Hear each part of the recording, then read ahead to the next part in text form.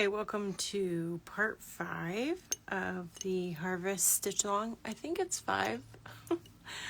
I'm going to be working on my pumpkin pattern again this morning, so I'm going to turn this around and we'll get started.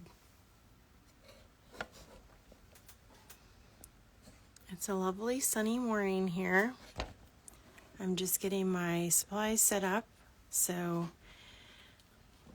I should have put these on bobbins, but here's my, I've been like stuffing all these in a jar, and I have a jar for each project I'm working on. So we're going to be using this morning the greenish color. It's 371 is the code, and we're going to be working on this area of the project. And this is what we're hoping to complete, stitching along here. So today we're working on this part right here. So there's going to be a split stitch with 371, the DMC code, and then we're going to be doing some beading. So adding some fun texture to this, and the beading is pretty simple. So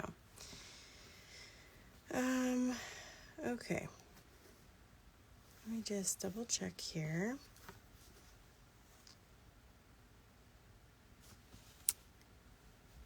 I'll put this down here. All my threads. For the split stitch for 371, I am going to use 3 strands. 3 strands out of the 6. So I'm going to pull those apart. It kind of splits right here.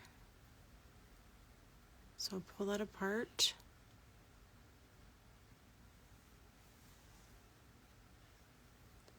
And save the other half.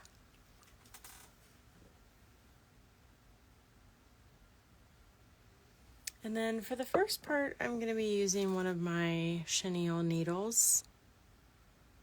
They have a longer eye.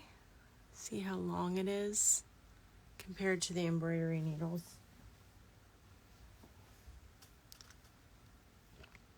They're easier to thread, and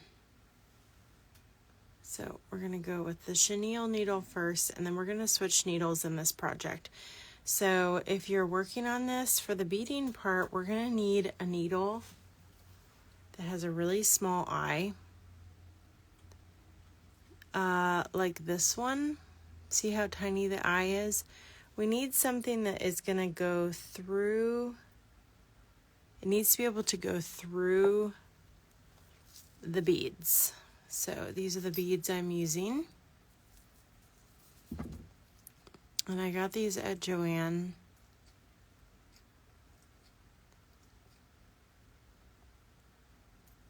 And they're called transparent amethyst. I debated back and forth. I actually bought 2 types of beads for this project, and I was going back and forth because I could not decide. I wanted it to kind of look kind of like an elderberry. So I have the purplish ones, but then I also really liked these like black diamond luster ones. They kind of had a bluish metallic look. It's hard to see in the glow of the sun because they reflect a lot. Okay, so we're going to tie a needle, or tie a needle, not a needle, tie a knot at the end here. And I'm going to zoom in a little bit here. We're going to start at the bottom of one of the pumpkins. Now, a lot of times when people do a split stitch, most of the time you're going to want to use an even number of strands because you're splitting the strands in half as you go. But I wanted this plant to have, I didn't want it to be super symmetrical. So the way I'm doing this split stitch is with 3 strands, which obviously doesn't divide in half. So I'm just going to do my best with my needle to split it, to just split. So it's probably going to have 2 strands on one side, 1 on the other, and it's going to alternate a little bit as we go, and that's fine. So one way to do the split stitch is to come up in the middle, but because we don't have an even number of threads, I'm not going to do it this way. I'm actually going to do the what's called the reverse split stitch. So sorry, not reverse. That's for the chain stitch. This is a split stitch back stitch. So I'm going forward, skipping a stitch length, and then I'm coming back. This is why it's a back stitch. Back split stitch. And then I'm going to split my previous stitch in the middle. Skip a stitch length, go back down in the middle of that last stitch, skip a stitch length, go back down in the middle. Now this doesn't have to be exact, of course, because we're using an odd number of threads. So the reason I'm doing this though is I like the thickness of 3 threads, and also I want it to be kind of uneven as it goes up. I don't want this to be a super smooth stem. When we were working on the stem stitch over here, that one turns out pretty symmetrical and smooth, but this one I want it to be kind of uneven. It makes it look more textured and more natural. So when we get up here, we're going to pick a side to divert off to. So I'm going to go with this stem.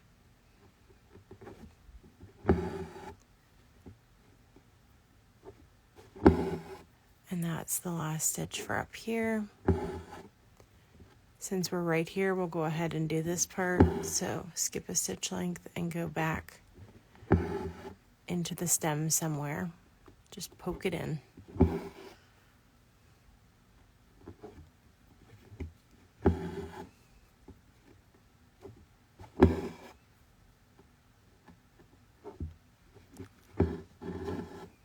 And if there's anyone that's on that has questions, let me know as we go, and I'll try to answer those for you.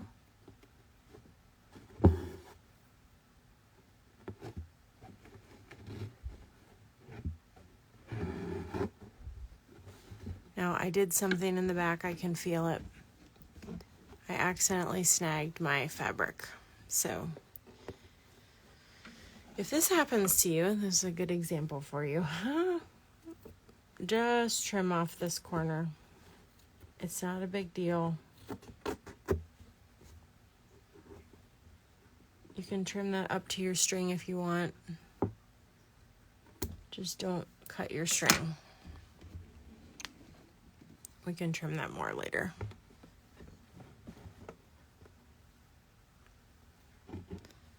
And where I left off here, right here.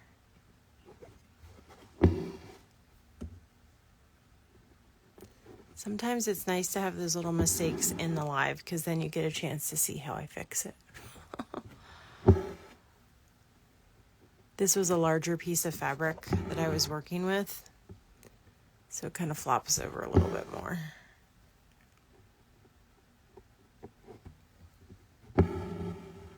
All right, so here's our first stem, and I'm going to stop here so we can show you the beading. You can do the other stems the same way as this one.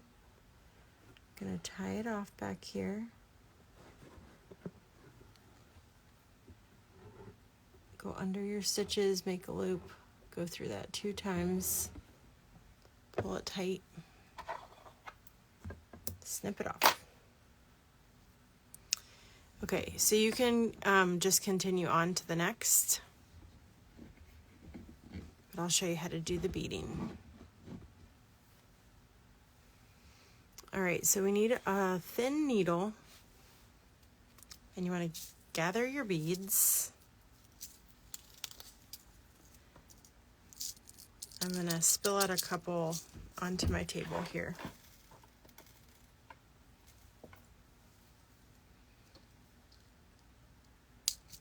Now, I don't have my traced pattern here in front of me. There is no strict rule here to the beads. So I'm just going to take my pen and I'm just going to make some little dots of like the shape I want for the cluster of beads. You can make this as full or as scant as you want. Doesn't matter. If you only want to do a couple or you want to do a bunch. Again, we're not making this super symmetrical. Elderberries kind of are, I guess, on the stem, but I'm going to take my needle and one of my beads, and I'm just going to do a check. Does my needle go through it? Yes. Okay. So most of the time in my kits, I put in a size 5 embroidery needle, but the larger numbers have smaller eyes, so anything from 6 to 10, embroidery needle size 6 to 10 is going to be a smaller eye like this. You can see that it's almost the same width as the body of the needle. Like the eye doesn't get much bigger at the end. So just do a quick test. Make sure you can fit your needle through the bead. And we're going to take one of our green threads. Pull one out.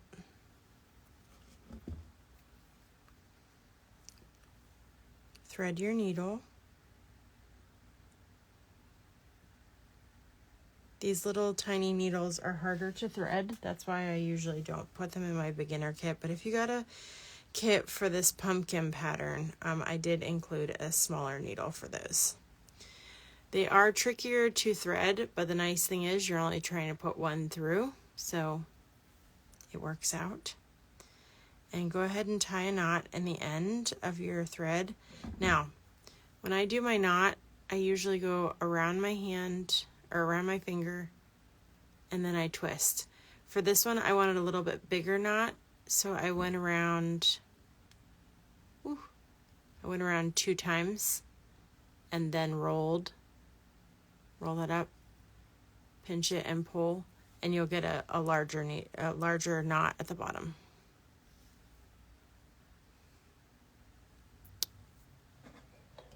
Okay.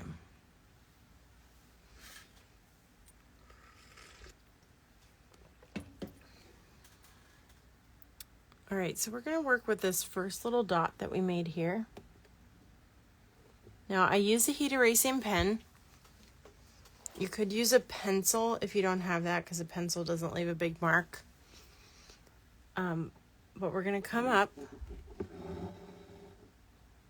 in the dot. We're going to put a little bead on our thread, on our needle, push it all the way down. And this is really quite simple. And then you're going to put your needle right back down where you came up, or as close as you can. Pull it through. Look, one's on. Go up to your next dot.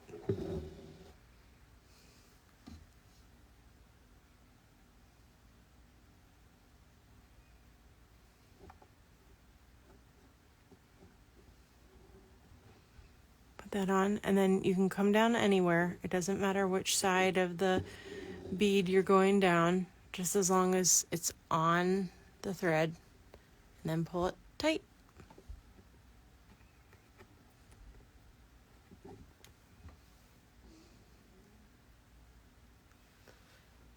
So it's pretty simple to add these beads.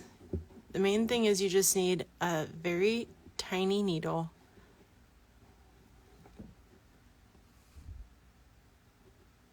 so that you can get through the eye of these tiny glass beads. Okay?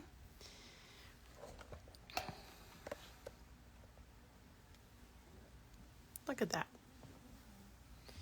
So that's how I did my first one over here on this one. I did 3 3 beads on this first part, and then I clustered them closer together on this other part.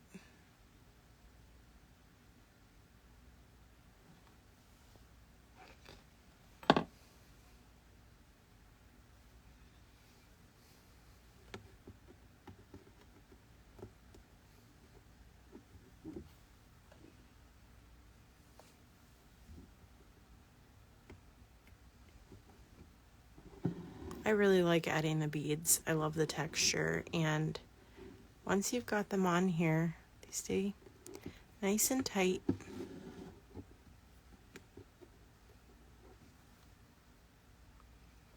I found that you want to start on the stem, you want to start before the top of it. Like you want to start a little bit down before the stem ends. And then you can cluster them more above the stem.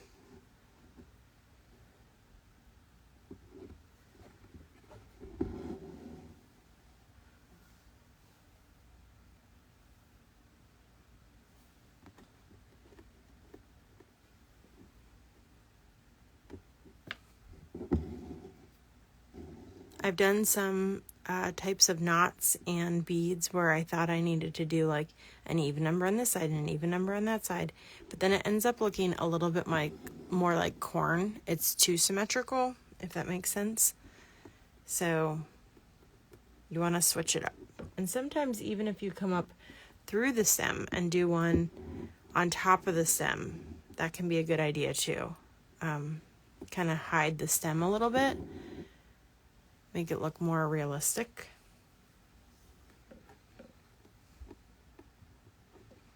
But I think this part is fun. I've always liked seed beads.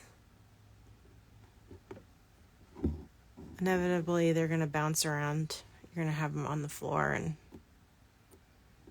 find them all sorts of places. But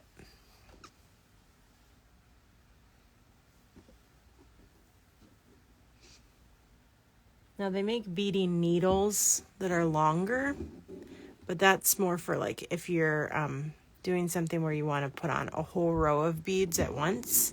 We're not doing that. We're just putting on one at a time. You want to secure each one.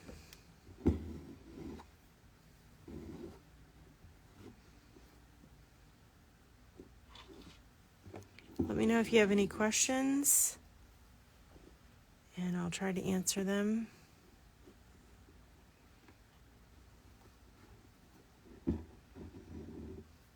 And you're just going to do this till you run out of this thread. And then you'll start another single thread when you need it.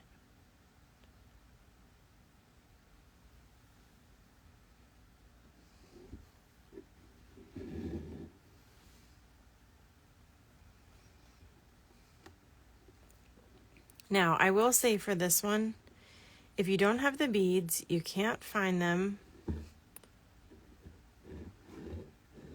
or you're just frustrated, or it's too hard to see the hole on these, it's too hard to thread the needle. If you struggle with eyesight, I understand those are all possibilities. So if this is too frustrating, one thing you can do for this part of the plant is instead of using beads, you could just use French knots. I have video tutorials on how to do those. But you can do French knots.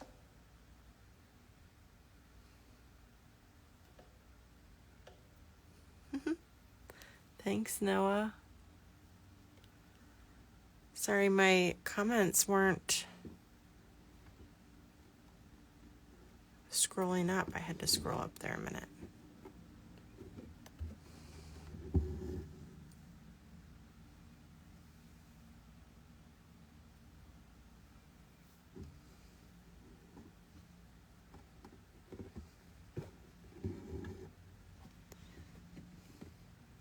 I'll put it in the light here so you can see a little bit.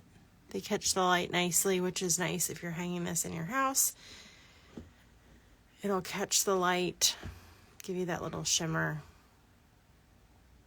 Isn't that nice?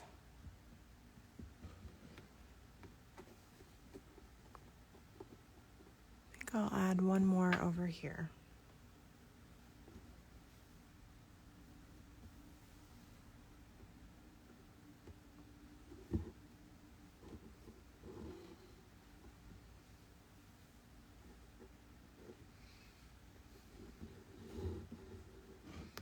And then I'm going to tie this off, and this is probably all I'm going to do on here for today. I'll finish this up so that this live isn't too long. And I think you've got the gist.